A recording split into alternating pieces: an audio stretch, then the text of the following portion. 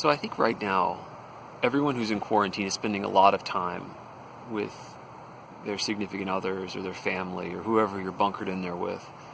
And it is now more than ever incredibly important to be comfortable with who you're with, who you're trapped with.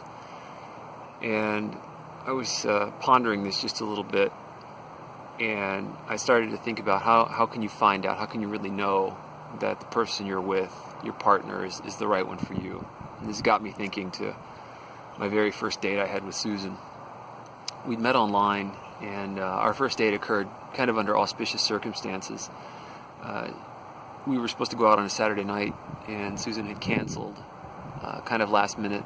She said she had food poisoning, and since we'd met online, I'd assumed she was dating other guys, and this was probably a bullshit excuse so she could bump me out of the way to date another guy she was further along with. But it turns out she actually had food poisoning, and kind of through luck, I guess, we scheduled another date for the next day. So we meet, and of course, we find each other, acceptable on first sight, and we go to dinner together, and we're at a sushi restaurant talking.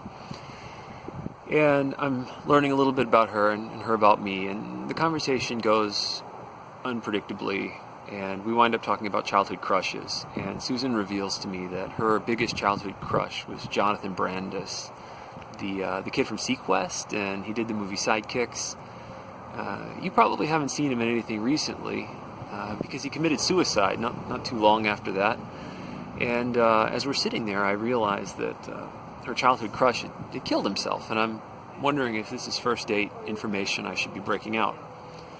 Well, since I don't have much of a filter, I'm like, he offed himself, right? Your childhood crush there, he's probably not going to have a second act in later adulthood. And she took it okay, and the date goes well enough. So we go home, and I'd like to go out with her again, and I'm thinking about how to do it, and I know I'm in competition with other guys, so I want to be a little bit creative. And I get an idea, and it's an odd idea. I'm not sure if it's going to wreck me or if it's going to really get me in there. It's one of those things that's very individualistic, and you would have to have a certain sense of humor to appreciate the idea. So I dither about whether to do it or not, and I finally decide that, we all suppress our personalities in the beginning, but we have to eventually dole them out. So I should just show her my cards early. So I do my plan. The next day, that afternoon, I go online and I find an e-sympathy card commiserating and saying sorry for your loss over the death of your childhood crush.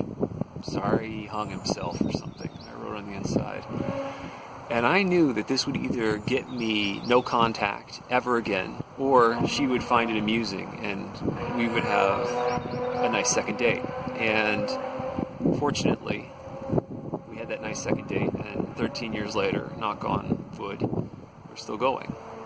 And it's not a dynamic, amazing story, but it's an interesting example of how you get a sense about a person and you can sort of learn in an accelerated way how finely attuned you are to each other. I don't think it would have worked with a whole lot of other girls if I would have done that, but it worked this time, and being in a relationship is like finding the house for you. You only have to really do it once to be successful. Till next time, guys.